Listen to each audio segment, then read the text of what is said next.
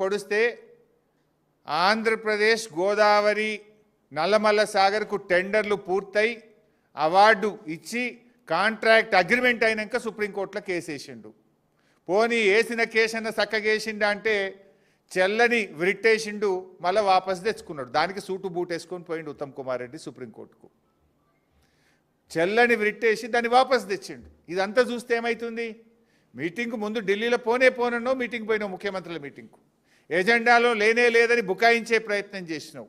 సంతకం పెట్టా అని సంతకం పెట్టినావు. కమిటీ వెయ్య అన్నావు, కమిటీ వేసినావు.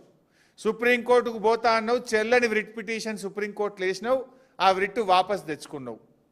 అంటే పసలేని రిట్ వేసినావు. అంటే నీ న్యాయవాదులకు గెలవదా? అంతా తెలుసు నువ్వు. అందుకే నేను మొదట్లో అన్నా, ఒక ప్లాన్ ప్రకారం, ఒక పథకం ప్రకారమే రేవంత్ రెడ్డి గారు గోదావరి నల్లమల్ల సాగర్కు సహకరిస్తున్నాడు, గురుదక్షిణ చెల్లించుకునే ప్రయత్నం చేస్తున్నాడు. ఇవాళ ఢిల్లీలో జరిగే మీటింగ్ కూడా ఆంధ్రప్రదేశ్ ఒత్తిడితో కేంద్ర ప్రభుత్వం నిర్వహిస్తున్న మీటింగ్ ఇది.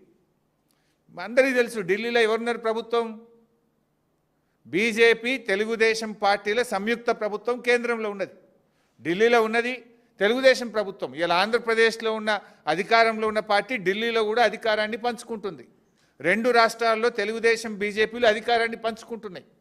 ఆంధ్రప్రదేశ్ ఒత్తిడితోనే ఢిల్లీలో మీటింగ్ జరుగుతూ ఉంది. మరి ఆ మీటింగ్కు ఇవాళ తెలంగాణ ఇంజనీర్లు మధ్యాహ్నం 2 గంటలకు హాజరు కాబోతా ఉన్నారు. పేరుకే జల వివాదాల మీటింగ్, ఎజెండా మాత్రం 200 టీఎంసీల గోదావరి నీళ్లను పోలవరం ద్వారా నల్లమల్ల సాగర్కు రాయలసీమ ప్రాంతానికి తరలించేటువంటి ఒక కుట్ర జరుగుతూ ఉంది.